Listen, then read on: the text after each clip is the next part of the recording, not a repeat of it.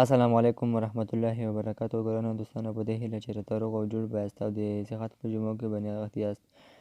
ګرانو دوستانو، دا ځل هم تاسو سره د یارانو څخه مرګله شوی یم. دوستانو، موږ په دې ویډیو کې تاسو سره د جنسي لارښود په نامه یعنې داسې ویډیو جوړوو، تاسو ته ښایسته ښایسته معلومات درکوو، په دې هیله چې د خوښې وړ به مو وګرځي. دوستانو، که چېرته زموږ یوټیوب چینل تاسو نه وي سبسکرایب کړی، نو زموږ یوټیوب چینل تاسو سبسکرایب کړئ او په څنګ کې ګنټه نښان هم ووایئ، تر څو زموږ ویډیو تاسو ته اول در ورسیږي.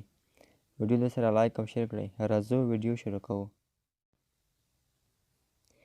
آیا له شرمګاه څخه راوتلې مایع بدبوی کول خو به د کوم خطر نښه نه وي؟